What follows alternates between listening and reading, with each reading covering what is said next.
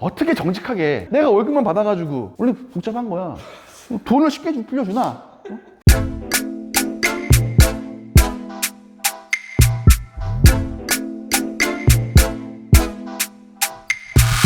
어? 좀 지적인 모습을 보여주고 싶어가지고 이제 안경을 좀 꼈어 이제. 응? 알?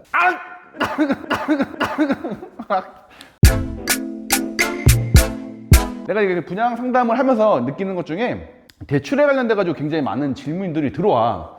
은행도 아니고 이거에 대해서 정확하게 대답해 줄 수가 없어. 하지만 흐름에 대해서는 내가 얘기해 줄 수가 있기 때문에 대출 상담은 꼭 은행에서 꼭 제발 은행에서 하세요. 저한테 하지 마시고. 하지만 이런 흐름은 알려주겠다. 일단 대출은 크게 네 가지로 나눠져. 개인, 사업자, 주택, 비주택. 이 네 가지로 나눠지는데 많은 분들이 요새 오해하고 있는 것 중에 이 LTV, DTI, DSR 이게 개인하고 주택에 관련돼 가지고 이제 적용을 하겠다는 거야. 사업자하고 비주택은 뭐 하지 않겠다. 뭐 이것도 적용을 하겠다. 뭐 이제 앞으로는 계속 하겠다. 뭐 얘기도 나오고 있어. 하지만 지금 현재는 개인과 주택한테 LTV나 뭐 DSR이라든가 이런 거를 적용을 해서 투기를 하는 데 있어서 좀 이런 거를 좀 방지하겠다는 게 뭐 정부 측의 이러한 생각인 것 같아. 하지만 이런 것들을 좀 알고 가야지 우리가 이제 투자를 하거나 이제 분양을 하시는 데 있어서 좀 도움이 될 것 같아서 간단하게 설명을 좀 해줄게. 기본적으로 우리가 이제 주택, 이런 아파트, 그리고 오피스텔, 오피스, 뭐 지산, 뭐 상가 분양을 하고 다 하잖아. 이 주택에 관련돼 가지고, 그리고 오피스도 주거용하고 업무용 있지. 주거용 같은 경우는 여기에 적용이 되는 거야. LTV나 뭐 DTI라든가 이런 거 들어가는데, LTV는 기본적으로 이 물건에 대한 이 담보를 가지고 얘기를 하는 거야. 옛날에 오피스텔 같은 경우에는 뭐 70%가 나온다 막 그랬어. 굉장히 많이 나오잖아. 내가 만약에 10억짜리 오피스텔이 있어. 7억이 나오는 거야. 굉장히 어떻게 보면 좋은 거잖아. 투자할 수 있는 그런 가치가 있는 그런 상품이었어. 정부에서는 이게 너무 투기로에 대한 성향으로 바뀐다. 조정이 필요하다라고 해서 이제 이런 거에 DSR을 적용을 시키겠다. 이런 얘기들이 나오는 거지. 일단 기본적으로 LTV는 담보 가치다. 담보. 이 물건에 대한 담보를 가지고 이제 대출을 해주는 그런 거라고 생각을 하면 돼. 이거하고 이게 있는데, 이거 또 가장 큰 차이가 뭐냐면 이런 거 다 필요 없고 이자. 여기는 원리금. 이 차이야. 이게 뭐냐면 이자는 뭐야? 이자? 이자. 이자는 이자야. 빌린 거. 내가 물건을 대출을 받을 때 이 대출금에 대한 은행도 공짜로 빌려주는 게 아니잖아. 그러니까 그거에 대한 약간의 뭐 이렇게 이유를 붙여가지고 이제 받는 게 이자잖아, 어떻게 보면은. 그러니까 그런 이자, 그 이자만 내 생각하는 거야. 만약에 내가 100만 원을 빌렸어. 10만 원이 이자래. 그러면 난 10만 원만 내면 되는 거야. 이 원리금은 뭐냐면은 이거하고 이걸 더하는 거야.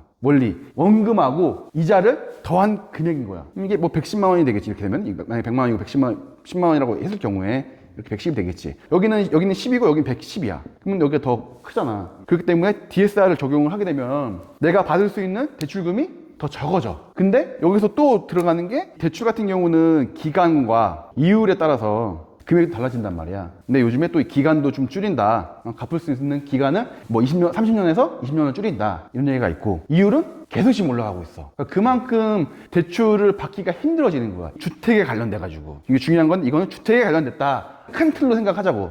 깊이 들어가지 말고. 그래서 이것들은 이 주택이나 이런 주거용 오피스텔 이런 데에 적용이 되는 그런 것이다 라고 생각을 하면 돼. 그런 게 있어. 6억짜리 오피스텔을 뭐 3.5%로 뭐 이렇게 뭐 하면은 LTV로 하면은 70%라고 했잖아. 6, 7에 4억 2천이야. 이거를 빌려줘, LTV로 하면은. 근데 DSR 같은 경우는 이걸 하면은 내가 기존에 있던 거 막 다 있으면은 이게 안 나와. 정말 안 나와. 진짜 안 나와. 뭐 몇 천만 원밖에 안 나와. 이 원리금이 만약에 없어져.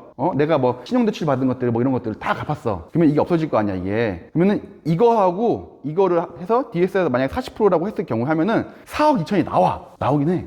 계산기 계산기 탁탁탁 두들기면은 이게 나와. 정부는 이걸 노린 것 같아. 그러니까 내가 가지고 있는 빚을 빨리 갚고 정말로 내가 실제로 들어갈 집이라든가 오피스텔이라든가 이런 것들을 할 때 이것만 해가지고 들어가라, 나온다, 이거를 생각하는 것 같아. 근데 실제로 이거를 안 하는 사람들이 어딨어. 내가 뭐 신용대출이 됐던 뭐가 됐던 다 대출은 다 받잖아. 뭐 자동차 같은 경우도 다 대출 받아서 다 하잖아. 그런 것들까지 생각을 한다고 하면 이건 말이 좀 안 되는 부분이 있어. 그래서 이거 나라가 뭐 어쩌네 저쩌네 뭐 이렇게 얘기가 나오는 이유가 이제 이런 것들 때문이야. 개인 신용대출과 주택에 관련해서 이런 것들이 적용이 된다라는 것만 생각을 하면 될 것 같아. 크게. 그리고 분양하는 사람들은 보통 이거보다는 오피스텔, 뭐 오피스, 지산, 상가 이런 거를 보통 이렇게 우리가 분양을 많이 해. 근데 여기 같은 경우는 비주택이야. 그리고 사업자야. 그럼 이런 게 적용이 안 되는 거야. 개인하고 주택에만 이걸 적용한다고 했잖아. 그래서 사업자는 여기에 해당되는 게 아니잖아. 개인하고 주택에 해당되는 게 아니잖아. 그러니까는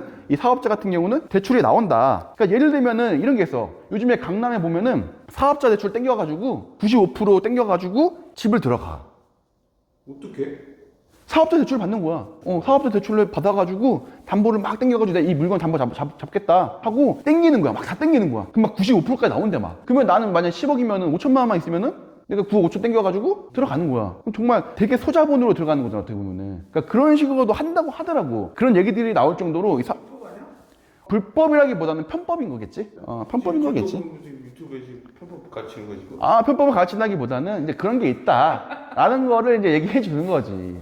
이렇게 꼬치꼬치 들어가면은 뭐 내가 뭐 할 말은 없어. 하지만 편법이라는 게 또 이제 또 옆길을 새잖아, 이렇게 되면은.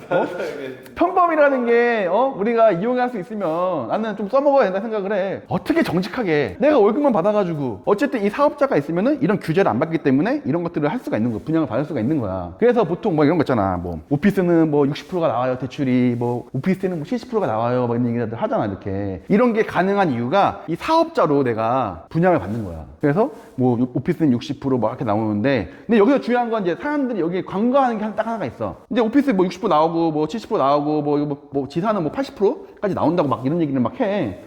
그러면 계약금 어쨌든 10만 원, 뭐 10% 넣었어. 중도금 이런 거 해도 안 돼. 그러면 이제 잔금대가 문제야. 이 잔금 때 담보대출을 받아, 사업자로. 그래서 이만큼이 나오는 거야. 근데 나머지 10%가 남을 거 아니야. 예를 들면 뭐 지산을 예를 들었을 때 여기 10% 넣었으니까 여기 만약 80%가 나왔어. 그러면 잔압이 10%가 남는 거잖아. 이 10%가 문제인 거야. 잔압을 해야 돼, 내가 돈이 있어. 그러면은 신용 안 땡겨도 돼. 근데 내가 돈이 없어. 그러면 신용 대출이 됐던 뭐 사업자 대출이 됐던 뭔가 해야 되잖아. 근데 사업자 대출을 받으면은 아까 말한 것처럼 문제되지 않아. 근데 내가 신용 대출을 받았어. 근데 이게 DSR에 들어간다는 거야, 그거는. 그래서 여기서부터 여기까지 문제가 안 되는데 이 잔압을 해야 되는 이 부분이 내가 신용 대출을 받았는지 내가 사업자 대출을 받을 건지 이런 거에 따라서 DSR이 적용이 된다? 안 된다? 뭐 이런 것들이 좀 판가름이 될 거야. 그래서 내가 자금 계획을 세울 때 이런 것들을 좀 생각을 하고 내가 오피스든 오피스텔이든 뭐 상가든 뭐 지산이든 투자를 해야 된다는 거야. 그래서 나는 이 얘기를 정말 하고 싶어가지고 오늘 이 영상을 찍는 거고, 참고로 이제 또 이율에 대한 얘기를 사람들이 또 많이 물어봐. 뭐 주택 뭐 주담대 받는 게 더 이율이 더 싸지 않아요? 뭐 막 이런 얘기를 막 해. 근데 이율이라는 거는 부동산의 종류에 따라서 달라지고 개인의 신용에 따라 달라지고 국가 지원 사업이냐에 따라 달라지고 어떤 은행 지점에 갔냐에 따라 달라지고 보증 기간이 어디냐에 따라 달라지는 거야, 이게. 원래 복잡한 거야. 돈을 쉽게 빌려주나?